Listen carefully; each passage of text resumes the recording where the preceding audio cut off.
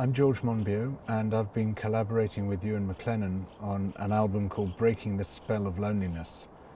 It began when I wrote an article about the epidemic of loneliness, and what a weird thing it is. Here we are with 7 billion people on Earth.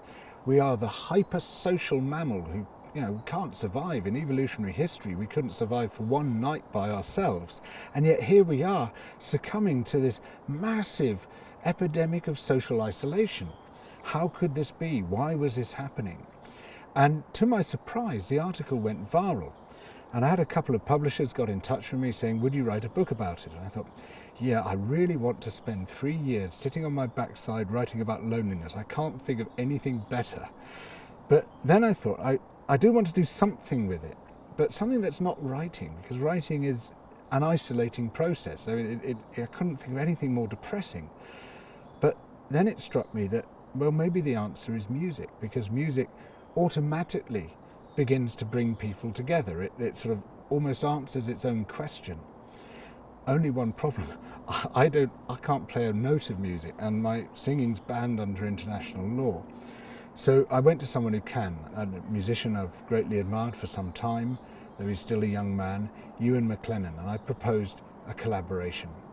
The way we've gone about it is that I've come up with a story and then written a brief lyric sketch of how the lyrics might go, sometimes in blank verse, sometimes in rhyming verse, pretty rough, and then passed it on to Ewan with the understanding that he can do whatever he likes with it. And in some cases it hasn't made the cut, in some cases chunks of it have gone through more or less intact, and in other cases he's made radical changes to it. And that sort of understanding that he can sort of use it as he wishes seems to have worked pretty well. I'll give you an example of a lyric sketch that I wrote, and then you can hear what Ewan's done with it. This is called The Child Inside. I'll read just a bit of it. The woods are quiet now, where once they rang with shouts. The songs that echoed through the vale and down the generations gone. The streams once splashed and swum are still. Conkers uncollected on the forest floor. Dandelion clocks unblown. The child inside is a child inside, lost in a humming world where birds don't sing and breezes never blow. The child inside is a child inside, shut in a sunless place that knows no spring, has never felt the snow. The woods down here are quiet now, where once they rang with shouts and laughter. The songs that echoed through the vale, as children left they followed after.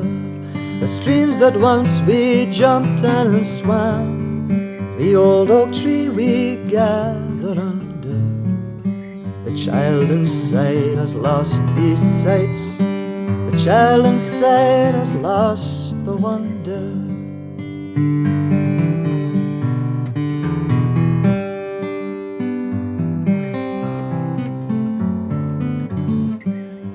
What we've decided to do is to try to practice what we preach, to design the performances so that they can hopefully start to bring people together, to create social bonds where there weren't bonds before.